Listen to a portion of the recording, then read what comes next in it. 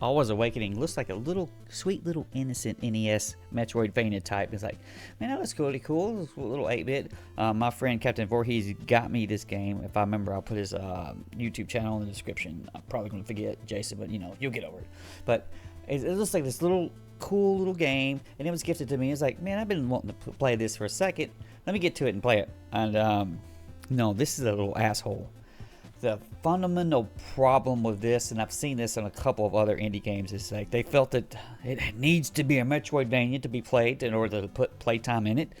And so where this game excels at is like these like pixel perfect platforming and like these tight ass puzzles using your you have a couple of special abilities. You have a block and a bubble that you can put this block on and you can throw a bubble and get on the bubble. There's a way to use your bubble to like infinitely climb up, and then you can upgrade your bubble to like fly, so you can like get to areas you shouldn't be able to. But the problem is these mechanics, which are for like these tight ass fucking platformings and jumps, and your character's kind of a floaty jumper. But other than that, I did actually end up liking it there at the end. It took a while to get used to. These things, if you put in a giant Metroid level, well, like all these bottomless pits, and like you only got a couple hits, and you got your checkpoints spread away. You wanted this game to be rough and tough, but you're also trying to find Metroidvania shit, like where you're supposed to go yet next, and what next goodie you need to upgrade to get. And so you're running through these hard-ass platforming sections over and over again, and that gets annoying really fast, especially when you don't feel like you really get stronger as you play. A lot of times these games will add like some sort of severe mobility. The classic thing being a double jump. He's like, oh, well, now you can just double jump over everything. Everything's immediately and beautiful. This game is not like that. In fact, it has a way just to annoy the piss out of you.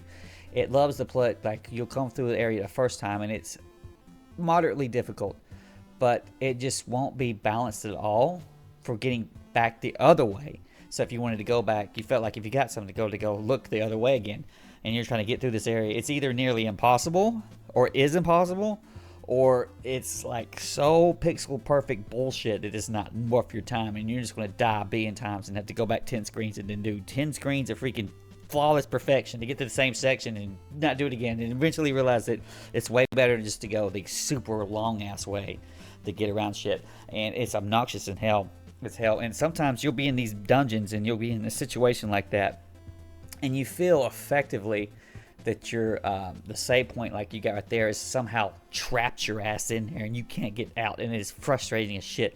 This game really could have used like a sort of a town portal to escape out of the dungeon areas.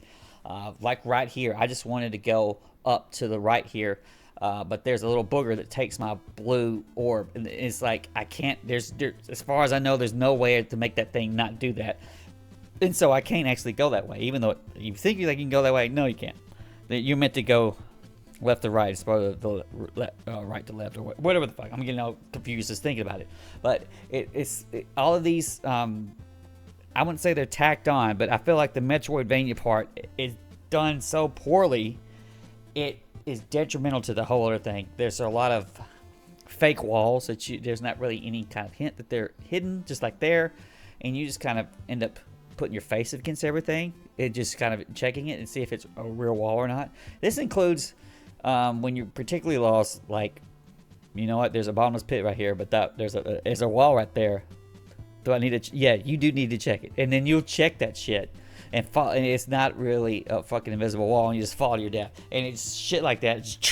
It drives you nuts, and I do not see many people actually going through and beating this game, but it pissed me off that I wasn't going to let it win. It came like that. That's how we felt about it at the end, and it keeps a tally about how many times you die, and it lets you know every time you die that you suck ass. And I hear a lot of people were going through and playing the assist mode. I'm like, if you do the assist mode, you can set it where if you die on that one screen, you come right back immediately to that screen. You don't have to worry about checkpoints. That seems like too easy. That's not what this game's going for.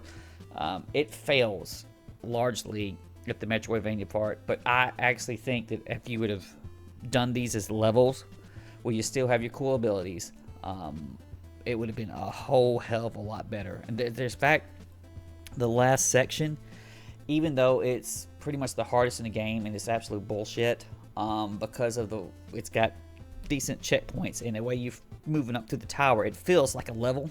That last section is the best part of this game, and I cannot recommend Alwa's Awakening. I heard there's a second one, it's supposed to be better. I'm not going to play the second one. We're going to give our paws down.